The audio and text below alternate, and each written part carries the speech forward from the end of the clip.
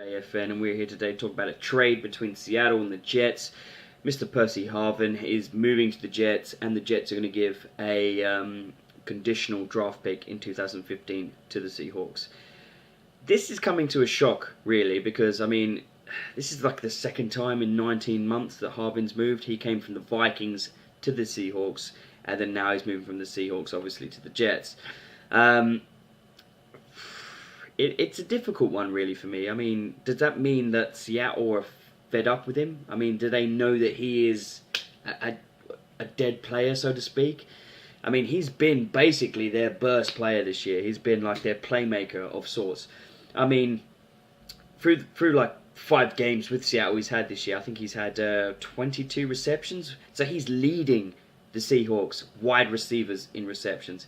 Now, I mean, I don't think he's leading the yardage. I think he's behind Doug Baldwin and Jermaine Kearse. I think so. I think he's leading touches wide receiver wise, but he's not leading yardage. But he's still up there. I mean, he'd be technically that would put him as a wide receiver too if you're going to take the average at the Seahawks. So to me, it just spells either the fact that the Seahawks are not passing the ball well this year. Mr. Wilson is not throwing out. He's kind of being a little bit more reserved. They've got beast mode.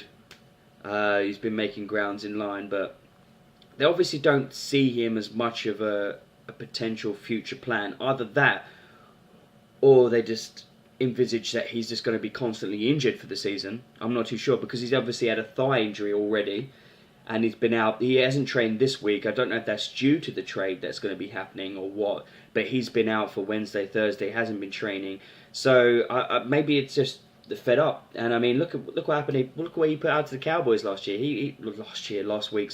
He was like minus yardage on I believe 6. He had 6 attempts, and he was minus yardage against the Cowboys.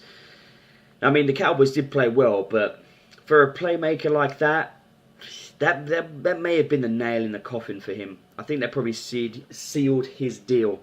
So that basically means that Seattle obviously get a good pick next year, wherever that will be, where the Jets are. The Jets being 1-6, they're actually a passing team.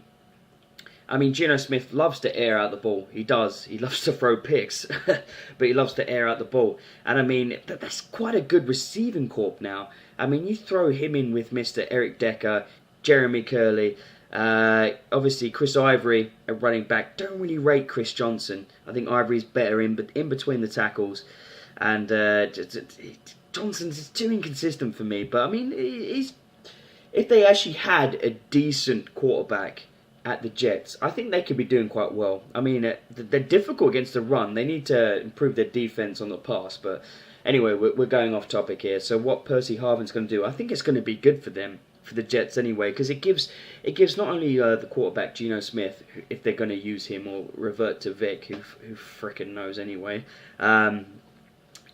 It gives them another dimension. I mean, because Percy Harvin, the speed of him, he can go deep. He can They never utilised that for me at Seattle, like his deep ball potential. They always made him pick up the ball and then make a play. It was always pressure for him to make a play, as opposed to giving him the opportunity to get some space before making a play. It was always like give him the ball early, and then his pace.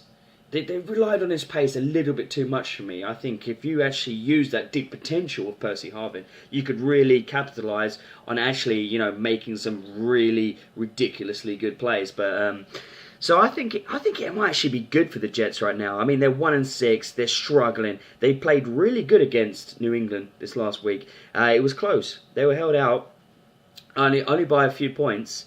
It was a Thursday night bitterish bad weather game, but they actually they played better than they have been recently, obviously because they were shut out the other week. But so I actually think Percy Harvin's going to be a good transition. Now, from a fantasy point of view, I've got Percy Harvin on my team, so now I'm in a predicament because I've got to obviously pick someone this week to play in. I actually had LaFell, I was unsure of him initially. I mean, he's had 2 beastly games this year, either side of a mediocre game. This week, obviously on Thursday, he got me 5 points. I actually benched him, thinking Thursday, bad weather. I know weather shouldn't really come into it, but Thursday games, necessarily, the wide receivers don't generally do good on a Thursday, so I try to keep him out of it anyway. But that means basically my sub, because I've got Josh Gordon on the bench, who's obviously suspended now, and I have Jimmy Graham. He's if and if now, so I have Mr. Cameron, who's going to be spotting in for me on the tight end position. So I think I've had quite a few. I've had about 4 or 5 injuries this week. Well, not weeks, sorry, the last few weeks. So I've had my bench is just full of injuries or suspensions. So I'm like really limited now. Now Percy Harvin's not playing this week. I need to dig out someone. So I'm going to do another video after I have a little look on the old waiver wire, so to speak, and see who I can pick up there to infill his position. But basically, what does this do for fantasy? It means you may need to drop him for a few weeks. Maybe chuck him on your bench, because he could actually, I have a feeling he might blow out big on the Jets. I think that's kind of a playmaker that they need. It gives a dimension, if anything. It could work badly in the sense that like he may get overmarked, which may release the kind of players like Decker. It could be good for those kind of players. Like Eric Decker may get a little bit more space now. I mean, he's been like a double marked, or he's had a cornerback with a safety all over his business. Now, it may release that, because if you actually use Percy Harvin as a deep threat, they may actually have to chop the safety back to actually be covering that kind of threat, which may release Decker, maybe on a one-on-one, or maybe even like chuck in the, he could be a better slot player, I think, if Decker comes forward. So, I mean, I think it's going to be good for the Jets. Now, as for the Seahawks, they're struggling now. I mean, they lost 2 games. One to the Cowboys, obviously. Cowboys fan, going to keep chucking that in.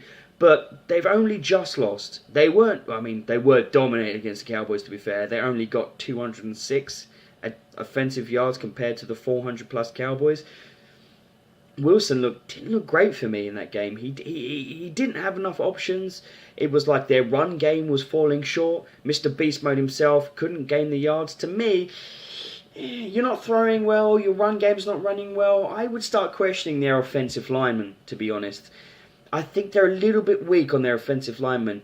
There's going to be a few defenses now that are actually going to capitalise on that. But anyway, I digress. So, Percy Harvin, as a whole, I think it's a good move for the Jets. They're struggling this year, 1-6. What have they got to lose? I would suggest that maybe this season would be a write-off, being in that situation. So are they throwing away their pick next year? Possibly so. It's a difficult one for me, but for the Seahawks, Percy Harvin hasn't actually done much as a playmaker, and to me it looks like it's a bad player for them. I think they're trying to offload him. They realise that he's constantly, he's been out with a thigh injury this week. It's almost like they're just trying to offload him. And then who is shit in the league right now? Oakland. I tell you what, offensively they looked a little bit better last week. So they're picking between the bottom 5 teams that are really struggling. The Jets. One of them, bang. Try and offload him for there. Get one of their picks, knowing that the Jets are not going to finish great this season, so they're going to get a relatively high pick in the draft next year. So I think that's a clever play by Seahawks. I think it is. Jets, they do need to, get some playmakers in their team this year, so it can potentially be good, but whether it's actually going to be worthwhile in the long run for the season, not particularly sold. So it's kind of a fuck up for my fantasy team. That's what it is. But anyway, this has been LAFN, talking some NFL, and I'll catch you all next time on the next video. Peace!